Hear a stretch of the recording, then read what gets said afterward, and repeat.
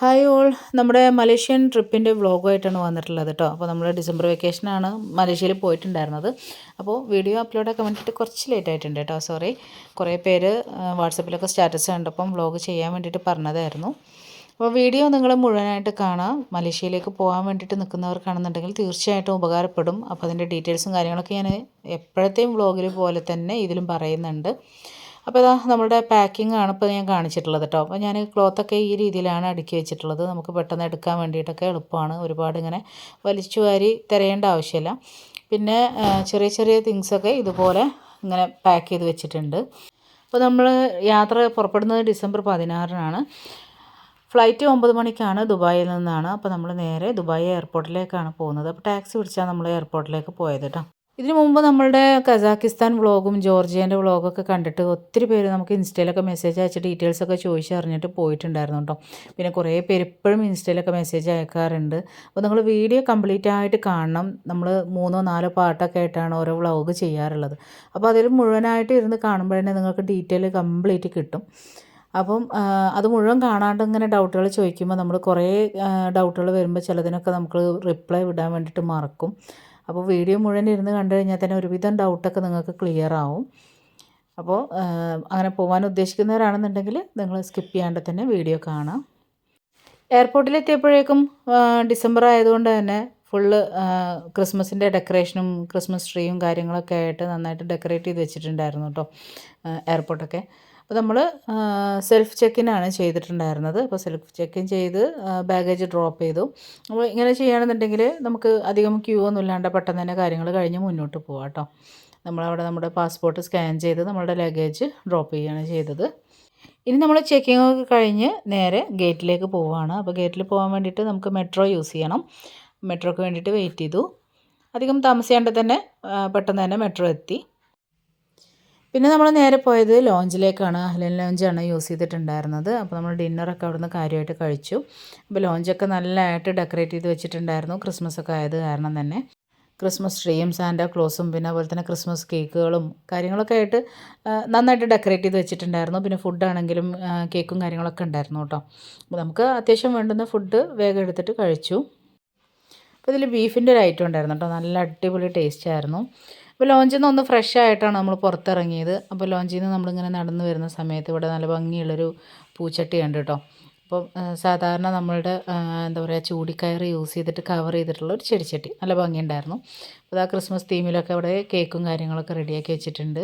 ഒരുപാട് ഐറ്റം പുഡിങ്ങും അതുപോലെ തന്നെ കേക്ക് ഐറ്റംസും പാസ്ട്രി കാര്യങ്ങളൊക്കെ ഉണ്ടായിരുന്നു കേട്ടോ.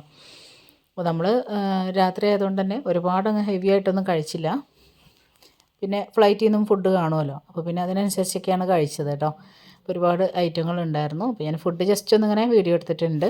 ഇവിടുന്ന് ഇറങ്ങി ഗേറ്റിലേക്ക് പോകുന്ന വഴിക്കൊക്കെ ഇതുപോലെ തന്നെ നല്ല ഭംഗിയിൽ ഡെക്കറേറ്റ് ചെയ്ത് വെച്ചിട്ടുണ്ടായിരുന്നു കേട്ടോ. ക്രിസ്മസ് ആയത് കാരണം നല്ല രസമുണ്ടായിരുന്നു അത് കാരണം കാണാൻ വേണ്ടിയിട്ട്. പിന്നെ അങ്ങനെ കുറേ ഫോട്ടോസും വീഡിയോസൊക്കെ എടുത്തിട്ട് അങ്ങനെ നമ്മൾ ഗേറ്റിൻ്റെ അരികിലേക്ക് നടന്നു.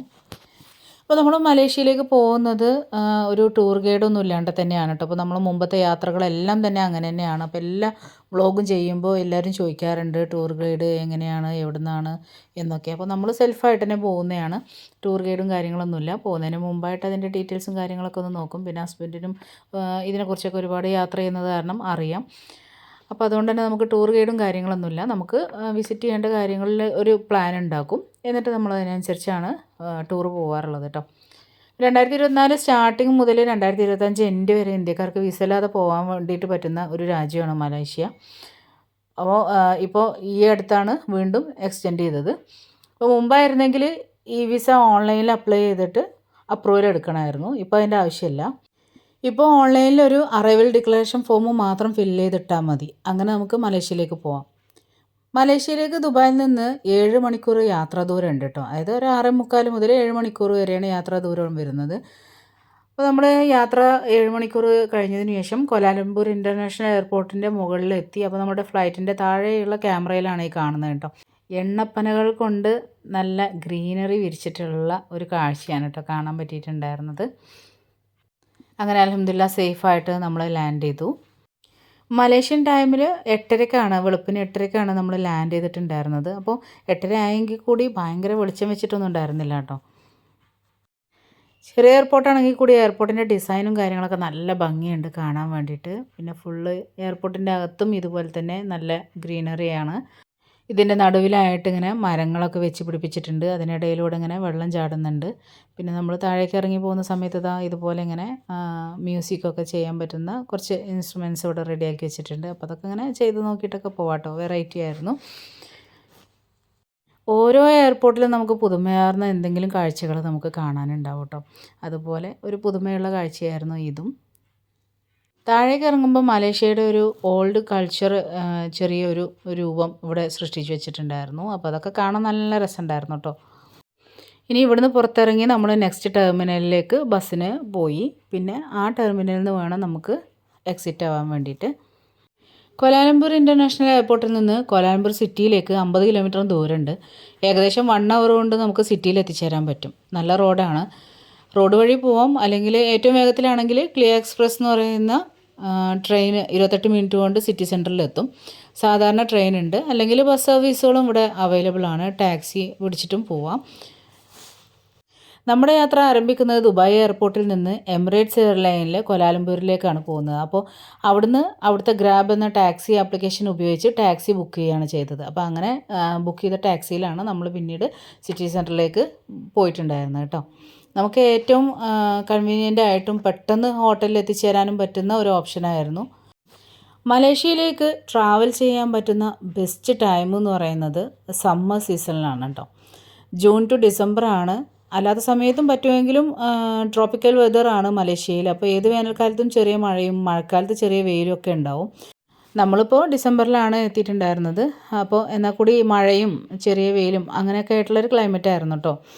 അധികം ബുദ്ധിമുട്ടൊന്നുമില്ലാതെ നല്ലൊരു ക്ലൈമറ്റാണ് അവിടെയുള്ള ക്ലൈമറ്റ് എന്ന് പറയുന്നത്. അപ്പോൾ അങ്ങനെ നമ്മൾ ഹോട്ടലിൽ എത്തിച്ചേർന്നു. കോലാലംപൂർ സിറ്റി സെൻറ്ററിൻ്റെ അടുത്തായിട്ടുള്ള കോൺകോർഡ് ഹോട്ടലിലാണ് നമ്മൾ റൂം എടുത്തിട്ടുണ്ടായിരുന്നത്. അപ്പോൾ അവിടെയും ഇതുപോലെ തന്നെ ക്രിസ്മസ് ആയിട്ടുള്ള ഒത്തിരി ഡെക്കറേഷൻസ് ചെയ്ത് വെച്ചിട്ടുണ്ടായിരുന്നു. ഹോട്ടലിൻ്റെ എൻട്രൻസിലായിരുന്നാലും പിന്നെ അതുപോലെ തന്നെ നമ്മൾ റൂമിലേക്ക് പോകുന്ന വേലായിരുന്നാലും ഒക്കെ നല്ല ഭംഗിയിൽ തന്നെ ഡെക്കറേറ്റ് ചെയ്ത് വെച്ചിട്ടുണ്ടായിരുന്നു കേട്ടോ. കുറേ ക്രിസ്മസ് ട്രീകളൊക്കെ വെച്ച് ഒരുപാട് ഗിഫ്റ്റും കാര്യങ്ങളൊക്കെ വെച്ച് ഹിമക്കരടികളൊക്കെ ആയിട്ട് നല്ല ഭംഗിയുള്ള പെങ്കിനും കാര്യങ്ങളൊക്കെ ആയിട്ട് നല്ല സെറ്റാക്കി വെച്ചിട്ടുണ്ടായിരുന്നു. അതുപോലെ തന്നെ തൊട്ടപ്പുറത്താണെങ്കിലും സാന്റാക്ലോസും കാര്യങ്ങളൊക്കെ ആയിട്ട് റെഡിയാക്കി വെച്ചിട്ടുണ്ടായിരുന്നു. അങ്ങനെ ഹോട്ടലിൽ ചെക്ക് ഇൻ ചെയ്ത് നമ്മൾ റൂമിലെത്തി. അപ്പോൾ നമ്മളുടെ രാത്രിയിലുള്ള ഫ്ലൈറ്റ് ആയത് കാരണം ഉറക്കം ശരിയായിട്ടുണ്ടായിരുന്നില്ല. ഹോട്ടലിലെത്തി ഒന്ന് കുളിച്ച് ഫ്രഷായി ഒന്ന് വിശ്രമിച്ചിട്ടൊക്കെ പുറത്തിറങ്ങാമെന്നായിരുന്നു പ്ലാൻ ഇട്ടിട്ടുണ്ടായിരുന്നത്. അപ്പോൾ അതുകൊണ്ട് തന്നെ നന്നായിട്ടൊന്ന് വിശ്രമിച്ചു. റൂമിൻ്റെ ജനാല ഒരു കർട്ടനൊക്കെ നിൽക്കുന്ന സമയത്ത് നമുക്ക് പുറത്തുള്ള കാഴ്ച എന്ന് പറയുന്നത് നല്ല ഭംഗിയുള്ളൊരു കാഴ്ചയാണ് കേട്ടോ. അപ്പോൾ അതിന് മുമ്പായിട്ട് ഞാൻ റൂമും കാര്യങ്ങളൊക്കെ ഒന്ന് വിശദമായിട്ട് കാണിച്ചു തരാം. നല്ല നീറ്റ് ആൻഡ് ക്ലീൻ ആയിട്ടുള്ള എല്ലാ സൗകര്യങ്ങളോടും കൂടിയിട്ടുള്ള റൂം തന്നെയായിരുന്നു. അപ്പോൾ നമ്മുടെ വിൻഡോയിലൂടെ പുറത്തേക്ക് ഇങ്ങനെ നോക്കുന്ന സമയത്ത് ലോകത്തിലെ ഏറ്റവും ഉയരമുള്ള ട്വിൻ ടവറായിട്ടുള്ള പെട്രോണാസ് ട്വിൻ ടവർ നമുക്ക് ഇവിടെ നിന്ന് ഇങ്ങനെ കാണാൻ പറ്റും കേട്ടോ.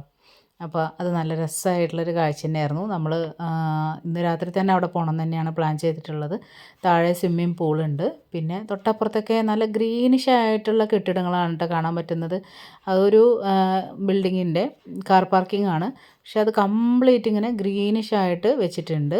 അപ്പോൾ ഇവിടുത്തെ ഒരു പ്രത്യേകത തന്നെ അതാണ് കേട്ടോ. ഇവിടുന്ന് നോക്കുമ്പോൾ ചെറിയ ചെറിയ മാർക്കറ്റുകളൊക്കെ കാണാൻ പറ്റുന്നുണ്ട് കേട്ടോ. അപ്പോൾ അവിടേക്കൊക്കെ നമ്മൾ രാത്രി ഇറങ്ങുന്നുണ്ട്. അതിൻ്റെ കാഴ്ചകളൊക്കെ ആയിട്ട് ഞാൻ വരാം. അപ്പോൾ നമ്മൾ കുളിച്ച് ഫ്രഷായി ഒന്ന് ഉറങ്ങി എണീറ്റ് നമ്മൾ ജനാലയിലൂടെ നോക്കുന്ന സമയത്ത് നല്ല അതിശക്തമായിട്ടുള്ള മഴയാണ് കാണാൻ പറ്റിയിട്ടുണ്ടായിരുന്നത് കേട്ടോ. അപ്പോൾ മഴ ഏകദേശം തോർന്നു തുടങ്ങിയപ്പോഴാണ് ഞാൻ വീഡിയോ എടുത്തത്. നല്ല മഴയായിരുന്നു. അപ്പോൾ മഴയൊക്കെ ഒന്ന് തോർന്ന് റെഡി ആവട്ടെ എന്ന് ഓർത്തു പുറത്തേക്ക് ഇറങ്ങാൻ വേണ്ടിയിട്ട്. അങ്ങനെ നമ്മൾ ഒരുപാട് ഫുഡ് എക്സ്പ്ലോർ ചെയ്തിട്ടുണ്ടായിരുന്നു. പിന്നെ ഒരുപാട് കാഴ്ചകൾ കവർ ചെയ്തിട്ടുണ്ടായിരുന്നു. അപ്പോൾ അതിൻ്റെ വീഡിയോ ഒക്കെ ആയിട്ട് നെക്സ്റ്റ് എപ്പിസോഡിൽ കാണാം. താങ്ക്